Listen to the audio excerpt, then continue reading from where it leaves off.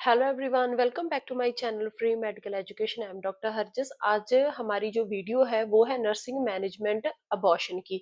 Abortion से पहले and abortion के बाद। तो आज हमारी जो वीडियो है अबॉर्शन के रिगार्डिंग्स बहुत सारी वीडियोस चल रही थी, उसका है पार्ट लास्ट, मतलब पार्ट 9th है आज उसका। तो अगर आपने वो वीडियोस नहीं देखी, आप मेरे चैनल को विजिट कर सकते हो और उन वीडियोस को देख सकते हो। तो स्टार्ट करते हैं वीडियो। बिफोर पॉसिबल अबॉर्शन, मतलब अबॉर्शन जब पेशेंट है वो अबॉर्शन करवाने आया है और उसकी फैमिली मेंबर्स भी साथ में आते हैं, तो अबॉर्शन करने से पहले हमने क्या करना है। Explain all procedures. The patient should not have a bathroom privilege because she may expel uterine contents without knowing it. तो फर्स्टली क्या करने हैं आपने, जो भी अबॉर्शन के रिगार्डिंग जो उसका प्रोसीजर है, किस मेथड से अबॉर्शन करना है, मेडिसिन से करना है या फिर हमने सर्जिकल इंस्ट्रूमेंट्स यूज करने हैं, सारे प्रोसीजर को एक्सप्लेन करना है। जैसे कि डायलेशन एंड एवैक्यूएशन से करना है, डायलेशन एंड क्यूरेटेज करना है, कौन सा मेथड हमने यूज करना है, क्या करना है, सारा कुछ हमने पेशेंट एंड उसके जो भी उसके पास फैमिली मेंबर्स हैं उनको एक्सप्लेन करना है। और उसके साथ-साथ पेशेंट को बोलना है कि वो बाथरूम में यूरिन पास करने नहीं जाना है, उसने बेड पे ही यूरिन है वो पास करना है। तो उससे क्या है, अगर अबॉर्शन है उनका मतलब जो भी उनके यूट्राइन कंटेंट हैं वो मतलब यूरिन के थ्रू बाथरूम में ही एक्सपेल हो सकते हैं। पेशेंट ने बहुत ज़्यादा ब्लीड कर सकता है, पेशेंट का बीपी लो हो सकता है और उसको मतलब पेशेंट है वो बेहोश हो सकता है। ऐसे बहुत सारे एग्ज़ाम्पल्स हैं, मतलब कि पेशेंट को हमने बाथरूम में नहीं भेजना यूरिन पास करने। After he uses bed pan, inspect contents carefully for intrauterine material. तो पेशेंट को हमने बेड पे ही बेड पेन देना है, उसमें यूरिन पास करवाना है। और जब भी वो यूरिन पास करने के बाद जो बेड पेन है, उसको हमने इंस्पेक्ट करना है, मतलब उसको केयरफुली देखना है कि उसमें कोई भी यूट्रस से कोई जैसे कि कोई टिश्यूज वगैरह या फिर ब्लीडिंग बहुत ज्यादा तो नहीं आ रही, उसको अच्छे से प्रॉपर चेक करना है। अगर हमें लग रहा है कि ब्लीडिंग बहुत ज्यादा हो रही है, तो हमने इमिडिएटली अपने गायनाकोलॉजिस्ट को इन्फॉर्म करना है। फिर आगे आफ्टर स्पॉन्टेनियस और इलेक्टिव अबॉर्शन। तो जब अबॉर्शन है वो हो गया, जहाँ तो अबॉर्शन है वो स्पॉन्टेनियस है, मतलब कि हमने मेडिकल के थ्रू किया, मतलब मेडिसिन दे के अबॉर्शन किया, या फिर जो मतलब अबॉर्शन है वो नेचुरली हुआ है। तो उसमें हमने क्या क्या नोट करना है, ये बहुत ही इंपॉर्टेंट पॉइंट्स हैं। Firstly note the amount, colour and order of a vaginal bleeding. तो जो भी ब्लीडिंग हो रही है आफ्टर अबॉर्शन, उसको हमने चेक करना है, मतलब कि उसकी अमाउंट चेक करनी है। कहीं बहुत ज़्यादा तो नहीं ब्लीडिंग हो रही, क्योंकि अगर बहुत ज़्यादा ब्लीडिंग होगी तो पेशेंट के लिए रिस्क होगा, पेशेंट का बीपी लो हो जाएगा।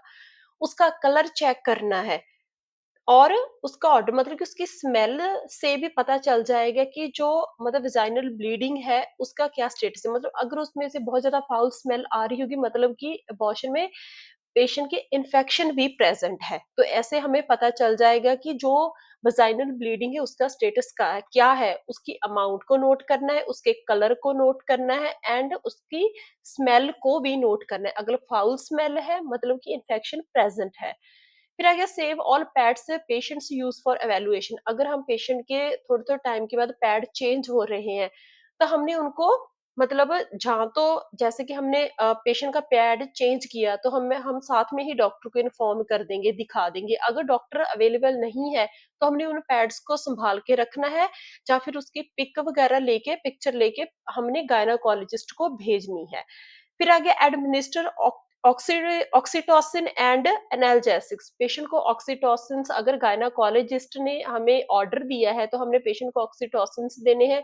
ऑक्सीटोसिन का इन्फ्यूजन स्टार्ट करना है, क्योंकि एक तो वो यूट्राइन कंट्रैक्शंस करेगा, सारा मटेरियल बाहर आने के लिए हेल्प करेगा, और उसके साथ-साथ वो पेशेंट की जो ब्लीडिंग है, उसको भी कम करेगा। उसके साथ आगे एनाल्जेसिक्स, मतलब पेशेंट को पेन बहुत होती है जब पेशेंट के अबॉर्शन होता है, या फिर नेचुरली हो रहा है, या फिर मतलब थ्रू सर्जरी या मेडिसिन के थ्रू किया है, तो पेशेंट की पेन को भी रिलीव करना है हमने। फिर आ गया give good perennial care. Patient को बहुत अच्छे से पेरिनल केयर देनी, जैसे कि हमने पैड चेंज किया या फिर पेशेंट ने यूरिन पास किया, तो सारे पेरिनल एरिया को अच्छे से क्लीन करना, क्योंकि इससे क्या है, इन्फेक्शन है वो प्रिवेंट होती है। फिर आगे obtain vital science every 1 hourly, तो सबसे ज़्यादा इम्पोर्टेंट चीज़ है जब भी पेशेंट का अबॉर्शन होता है, उसके बाद पेशेंट के वाइटल साइंस को चेक करना, बहुत क्लोज़ली मॉनिटर करना है। क्योंकि अगर हमने वाइटल साइंस को इग्नोर किया, पेशेंट की जान पे रिस्क बन सकता है। जैसे कि कई बार क्या होता है, जो अबॉर्शन के बाद वाले कंडीशन होती है पेशेंट के, बहुत ज़्यादा उनका बीपी है वो कम होने लगता है, कई बार ब्लीडिंग को इग्नोर कर देता है स्टाफ। तो मतलब अगर उनकी ब्लीडिंग बहुत ज़्यादा होती है, उसको अच्छे से मॉनिटर ना किया जाए तो पेशेंट का बीपी बहुत ज़्यादा लो हो जाता है, तो उनकी जो हार्ट रेट है वो बढ़ जाती है। तो ऐसे अगर कोई प्रॉब्लम आएगी तो टाइम टू टाइम गायनेकोलॉजिस्ट को इन्फॉर्म करना है, ताकि जो पेशेंट की कंडीशन है वो सीरियस ना हो। तो वाइटल साइन बहुत इम्पोर्टेंट है। कल अकेला अबॉर्शन नहीं, सारी कंडीशंस में पेशेंट के वाइटल साइंस को मॉनिटर करना वेरी वेरी इंपॉर्टेंट है। फिर आ गया मॉनिटर यूरिन आउटपुट, तो उसके अलावा जो यूरिन आउटपुट है उसको भी मॉनिटर करना बहुत इंपॉर्टेंट है, क्योंकि कई केसेस में क्या होता है कि जब उनका अबॉर्शन होता है उसके बाद पेशेंट की यूरिन आउटपुट कम तो नहीं हो रही बहुत ज्यादा, तो इसको भी बहुत ज़्यादा मॉनिटर करना इम्पोर्टेंट है। अगर कम लग रही है आपको तो इमीडिएटली अपनी गायनेकोलॉजिस्ट को इन्फॉर्म करना है। फिर आ गया provide emotional support and counselling, तो ये सबसे इम्पोर्टेंट पॉइंट है। कई बार हम क्या करते हैं, पेशेंट के वाइटल साइंस चेक किए करते रहते हैं, आउटपुट भी चेक कर ली, पैड्स भी चेंज करे, पेरिनल केयर भी अच्छे से दे दी, तो पेशेंट मतलब डिप्रेशन में जाना स्टार्ट हो जाता है। क्योंकि पेशेंट के साथ इतना मतलब बड़ा पहले ही उनका अबॉर्शन हो गया, चाहे हम बोल सकते हैं कि कई बार बच्चे की एब्नॉर्मेलिटी होती है, उसकी वजह से अबॉर्शन होता है, तो हमने पेशेंट को अच्छे से मतलब इमोशनल सपोर्ट देनी है, उनकी काउंसलिंग करनी है, क्योंकि हर एक हॉस्पिटल काउंसलर्स होते हैं, उनको बुलाना है, काउंसलिंग करवानी, और उसके साथ-साथ उनकी फैमिली को भी काउंसलिंग करवानी है। नेक्स्ट पॉइंट है to minimise the risk of future abortion, educate the mother about important of good nutrition, need to avoid alcohol, smoking and drugs, follow doctor advice. तो अगर हमने फ्यूचर में अगर प्रेजेंटली किसी फीमेल का अबॉर्शन हुआ तो फ्यूचर में वो दोबारा से ऐसा ना हो, अबॉर्शन के रिस्क को कम करने के लिए हमने सबसे ज़्यादा इम्पोर्टेंट है मदर को एजुकेट करना है। क्या चीज़ें एजुकेट करनी है कि उन्होंने गुड न्यूट्रिशन लेना है, जो भी उनके लिए गुड हो, मिनरल से भरपूर हो वो फूड लेना है, गुड न्यूट्रिशन लेना है। और ज़रूरी नहीं है कि पेशेंट को पता हो कि जब प्रेगनेंसी होती है उसमें अल्कोहल, स्मोकिंग, जहाँ बहुत ज़्यादा ड्रग्स का यूज़ नहीं करना। कई फीमेल्स ऐसी होती हैं जो अल्कोहल लेते हैं, स्मोक करते हैं, एंड ड्रग्स ज़रूरी नहीं है कि वो एडिक्शन वाली ड्रग्स हो। उसके अलावा जैसे कि फॉर एग्जांपल कभी किसी का थोड़ी-सी कोई पेन होती है तो वो ज़्यादा ड्रग्स, वो इतने सेंसिटिव होते हैं, बहुत ज़्यादा मेडिसिन्स को एकदम से ले लेते हैं। थोड़ा-सा कुछ हुआ ड्रग्स ले ली, क मतलब ऐसे टॉलरेट नहीं करते कई थिंग्स को। तो उन्होंने ऐसे बहुत सारी ड्रग्स हैं वो ऐसे नहीं लेनी, और जो अल्कोहल है, स्मोक है, उसको अवॉइड करना है, और गुड न्यूट्रिशन लेना है। और सबसे ज़्यादा इम्पोर्टेंट है कि जो भी डॉक्टर ने एडवाइस किया है, उनको गायनेकोलॉजिस्ट ने जो मेडिसिन्स बोली हैं, अगर कोई टेस्ट बोले हैं, वो सारे करवाने हैं। तो डॉक्टर की जो भी डॉक्टर ने एडवाइस किया है, कोई भी टेस्ट लिखा है या फिर मेडिसिन लिखी है, उसको फॉलो करना है, डॉक्टर की एडवाइस को फॉलो करना है, इग्नोर नहीं करना। फिर आगे to prepare patient for discharge, तो जब अबॉर्शन हो गया, उसका प्रोसीजर हो गया, तो पेशेंट ने घर जाना है, तो उसने जब डिस्चार्ज होके हॉस्पिटल से घर जाना है तो नर्स की क्या रिस्पॉन्सिबिलिटीज हैं। तो जो सबसे ज़्यादा प्रॉब्लम आती है वो आती है डिस्चार्ज के टाइम, अगर हम पेशेंट को अच्छे से एजुकेट ना करें। फर्स्ट है tell the patient to inspect vaginal bleeding or spotting and to report excessive bright red bleeding immediately or any bleeding that last longer than 10 days। तो हमने पेशेंट को सबसे पहले उसको एजुकेट करना है डिस्चार्ज से पहले, कि जब आप घर जाओगे तो थोड़ी बहुत ब्लीडिंग होगी, पर अगर उनको लग रहा है जो ब्लीडिंग है वो नॉर्मल से ज़्यादा हो रही है, मतलब उनको पता चल जाएगा कि अगर नॉर्मल से थोड़ी-थोड़ी तो होती है स्पॉटिंग, तो पर अगर उनको लग रहा है कि जो ब्लीडिंग है वो नॉर्मल से ज़्यादा हो रही है, तो उन्होंने इमीडिएटली हॉस्पिटल आना है, गायनेकोलॉजिस्ट को दिखाना है। ज़्यादातर अगर जो ब्लीडिंग है वो ब्राइट रेड कलर की है, मतलब ब्राइट रेड कलर मतलब कि फ्रेश ब्लीडिंग हो रही है, तो वो उन्होंने डॉक्टर को कंसल्ट करना है, क्योंकि अगर उन्होंने ऐसा नहीं किया तो बहुत ज़्यादा ब्लड लॉस हो जाएगा और पेशेंट की जान को रिस्क हो सकता है, उसकी कंडीशन है वो और भी क्रिटिकल हो सकती है। तो अगर जो ब्लीडिंग है वो 10 दिन से ज़्यादा हो, ज़रूरी नहीं है कि अगर 10 दिन की वेट ही करनी है, क्या पता जो ब्लीडिंग है वो 1-2 दिन में बहुत ज़्यादा हो, 1 दिन में भी बहुत ज़्यादा ब्लीडिंग हो सकती है, तो उन्होंने हॉस्पिटल आना है। फिर आगे advice the patient to watch for sign of infection such as temperature higher than 100 degree Fahrenheit. Sorry, मैंने वहाँ पे जो डिग्री है उसको मेंशन नहीं किया। 100 डिग्री फ़ारेनहीट जहाँ पे 38 degree Celsius and foul smelling vaginal discharge. तो अगर पेशेंट को उ उन्हों मतलब हमने पेशेंट को ये भी एजुकेट करना है कि अगर पेशेंट को फ़ीवर है, वो 1-2 दिन से भी ज़्यादा रह रहा है और फ़ीवर है वो बहुत ज़्यादा रह रहा है, जैसे कि 100 से ज़्यादा रह रहा है, तो उन्होंने हॉस्पिटल आना है, डॉक्टर से कंसल्ट करना है, क्योंकि अगर फ़ीवर बहुत ज़्यादा रह रहा है तो इसका मतलब it is a sign of infection, patient को इन्फेक्शन हो रही है। और उसके अलावा अगर ब्लीडिंग नहीं है तो अगर उनके वेजाइनल डिस्चार्ज जो हो रहा है, मतलब जो डिस्चार्ज है वो बहुत ही गंदी बदबू वाला है, उसमें से फाउल स्मेल आ रही है, वो भी एक साइन है इन्फेक्शन का। अगर ऐसा कोई साइन हो, एक तो टेम्परेचर हो, एक उनको वेजाइनल डिस्चार्ज बहुत फाउल स्मेल वाला है, तो उन्होंने डॉक्टर को कंसल्ट करना है।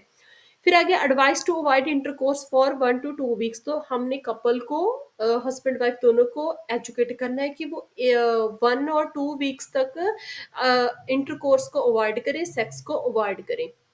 फिर आ गया advice for doing daily activities that are comfortable but avoid heavy work. तो हमने पेशेंट को एजुकेट करना है कि वो मतलब बेड रेस्ट तो करे, पर उसके अलावा वो थोड़ी बहुत 1-2 दिन के बाद थोड़ी बहुत घर की एक्टिविटीज कर सकते हैं, क्योंकि इससे उनको थोड़ी मतलब साइकोलॉजिकली सपोर्ट मिलेगी, उनका माइंड है वो डिवर्ट रहेगा। तो पर उन्होंने जो हैवी वर्क है उसको अवॉइड करना है।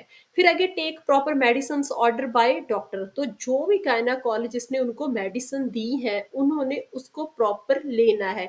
ज़्यादातर क्या होता है, कई पेशेंट्स है वो मेडिसिन्स को लेते नहीं, या फिर वो बोल देते हैं हमें तो पता ही नहीं था कि ये टैबलेट्स कैसे लेनी है, कितनी बार लेनी है।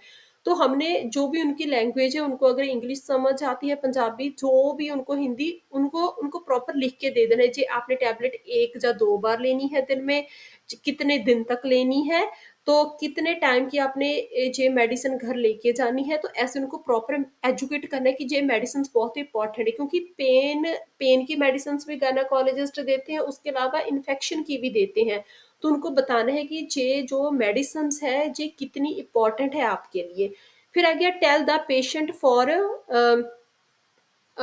Follow up in 2 to 4 weeks. जब भी उनको ये पॉइंट बहुत इंपॉर्टेंट है, क्योंकि कई पेशेंट्स ऐसे होते हैं जिनको पता नहीं होता कि हमने दोबारा डॉक्टर को दिखाने आना है या नहीं आना, या कब आना है।